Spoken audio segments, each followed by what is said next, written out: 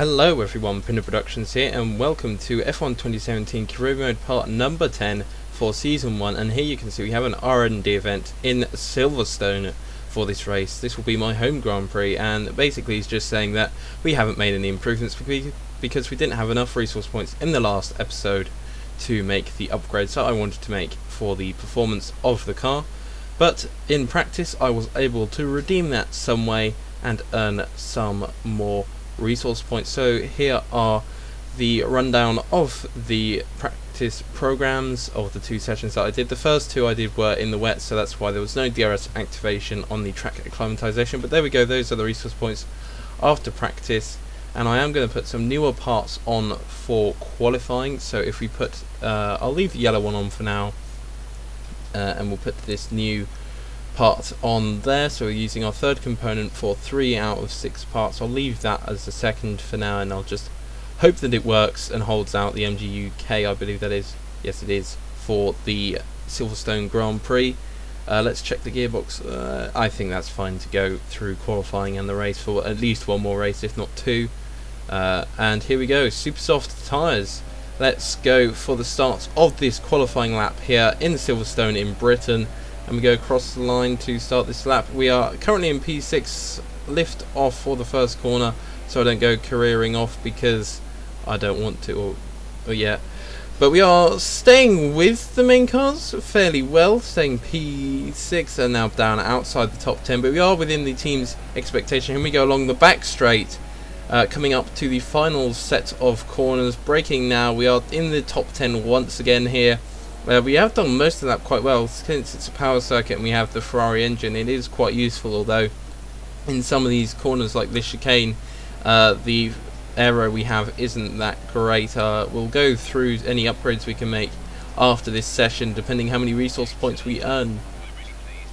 And I have qualified P9 for the race, so that is a very nice position to be in. Not as great as some of the ones earlier on in the season when there was less aero demand, but pretty good. I'd say pretty average for the Haas car.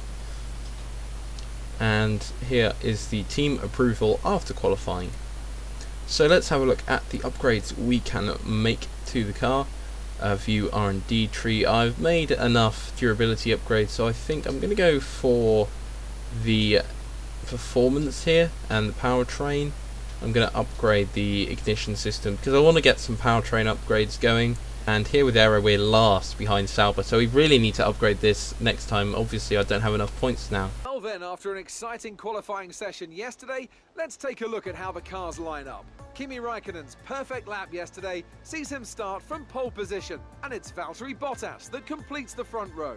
Looking down the rest of the grid, we have Vettel, Hamilton, Daniel Ricciardo and Perez. So there was your top 6, and here is my race strategy. I'm going to put some more fuel on because they've under-fueled me, so I'll have enough to use rich mix for a bit, hoping my MGUK holds out. And we go to 5 red lights, and it's away we go at the start of this British Grand Prix. Massa gets a good start ahead of us. He just did his last Grand Prix the previous weekend in real life at Brazil, so it's sad for him. Although there is one more race at Abu Dhabi next weekend. The week after this video will hopefully go up, and we are battling with Massa here for P8 in this race. Am I going to be able to get ahead of him? It doesn't look like it, as Massa goes around my outside. I'm going to have to get into his slipstream and hope that I can outbrake him into the next left-hander here at the end of the straight. So we go braking, and I'm not able to get quite close enough, although I am cutting the corner slightly, a little bit dirty, but it hasn't really helped that much, although I am right on his gearbox now, so maybe it did help a bit. Although Massa gets a very good exit out of that corner, and he's able to keep P8 ahead of me, and now I have Sainz behind me, who is getting quite close, coming up to this fast right-hander, lifting off a bit through the corner, and I'm running wide off the exit.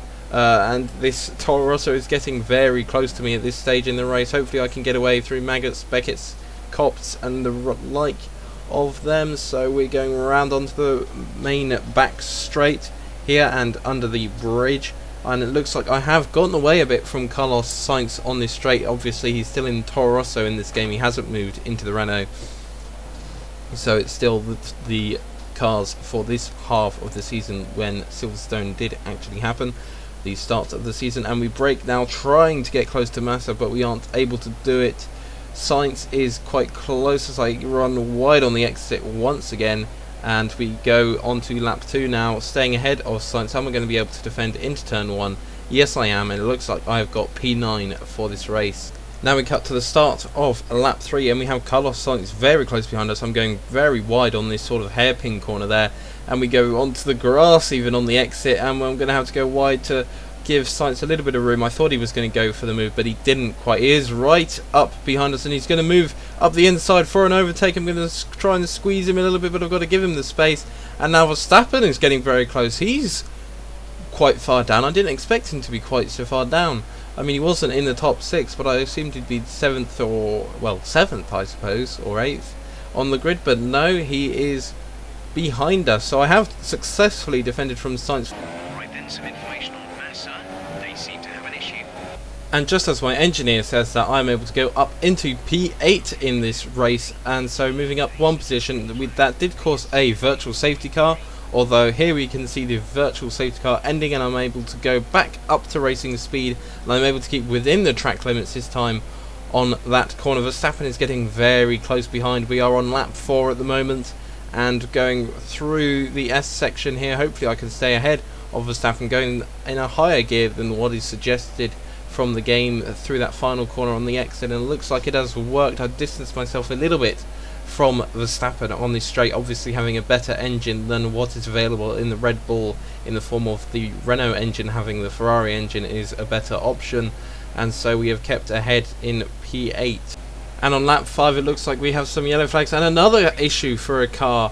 Looks like that was Massa limping around in a Force India on the runoff area, so that's given us P7, so moved up 2 positions now at Silverstone. Looking good for us, and we are getting close to Esteban Ocon, so that must have been Perez. It did look like a pink car off the track. Luckily I didn't actually hit any of the slower cars, and it looks like we are going into the pits on this lap as well. So we will be going in the pits here. Hopefully we will be able to maybe try and undercut Ocon. It looks like Perez is out of the race now as well, so he is DNF'd. We go down to 19 runners in the race, and the pit lane entry is very long. You get a very early pit lane limit for this because it's so much shorter than the actual track layout, that apparently they could cut the, just go through the pit lane every time if it was right at the entrance, and you would save loads of time, so people would be racing through the pit lane, which wouldn't be very good. But here we go into our box now. Hopefully the team can get a good stop. Gonna hold the clutch in, hold the revs, and oh, green light's a bit slow. There we go. Had to wait for the Renault of Hulkenberg, I think that was, to come in. And so we now go towards the pit lane exit, seeing where we will come out. It looks like P14 at the moment. Yes, it is P14. I nearly hit the barrier there on the exit, but luckily I was able to save it, and we are out in P14 here on lap 6 at Silverstone. So looking at good for us. Hopefully we'll be able to make up a couple more positions when other cars go into the pits. At the end of the same lap, it looks like there are some cars in the pit lane, so it looks like we will be able to make up some positions. How many, I don't know, we'll see after we go past these few cars here, and it's going to look like it's a race with a car on the exit. I wonder who it is. Looks like it's Ocon, who was ahead of us anyway, and it looks like we are a little bit close to him. I'm not sure if it's the same gap or a smaller or a larger gap.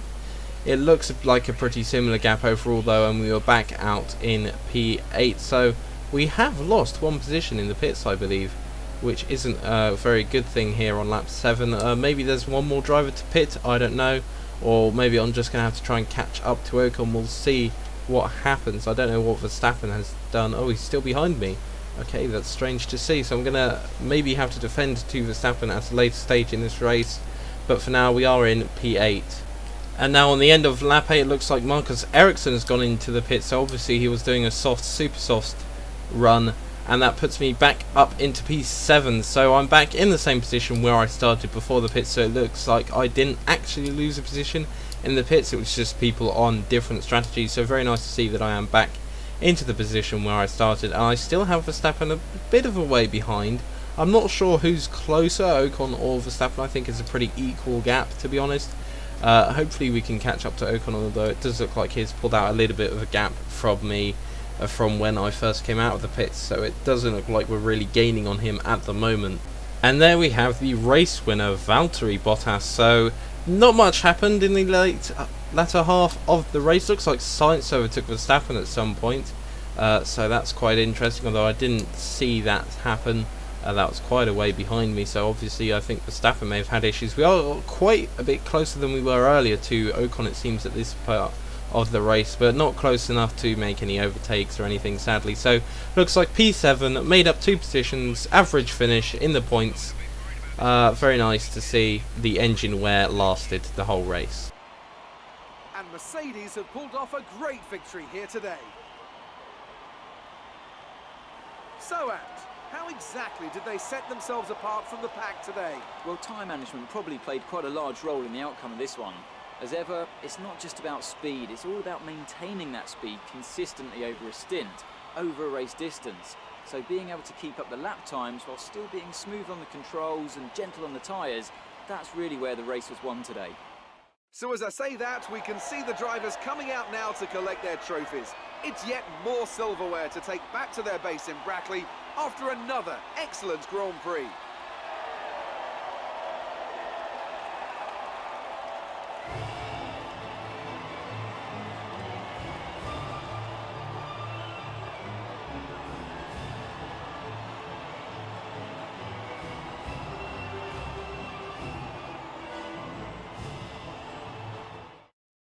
So then, it's time to see how this result affects the Drivers' Championship. So here is the race result. We have Bottas, Raikkonen, Hamilton, Vettel, Ricciardo, Ocon, me, Sainz, Palmer, Verstappen, Hulkenberg, Magnussen, Kvyat, and we have Alonso, Stroll, Verline, Van Dorn, Ericsson, Massa. Perez was the only DNF, and Massa was 2 laps down after the damage I guess he suffered with Perez. Here is the Drivers' Championship. So Palmer moves up into 11th in the Drivers, the only driver in that top half to move up. Actually, he's in the bottom half, and Carlos Sainz moves up to 16th. So quite ironic how Renault in real life have replaced Palmer with Sainz even, and Sainz is doing worse than Palmer in this game in the career mode that I am doing. No movement in the constructors, although Ferrari is beating Mercedes, different to how the real life championship has played itself out. And I believe Kimi Raikkonen was leading the drivers, so again, very interesting to see how it differs to the real life season in the game. Here we have the career score, and we have a invitational event. So I'm going to do the USA short pursuit in the Ferrari F2004. So here we go, off the grid in Circuit of the Americas. I will be uploading this to my second channel unedited, so you can just hear what this car sounds like, because it does sound pretty magnificent if you can't tell under my voice. And here we go for our first overtake on what was a V12 Ferrari, I believe, the 1996 car. So that sounded pretty good as well, not quite as good as this thing.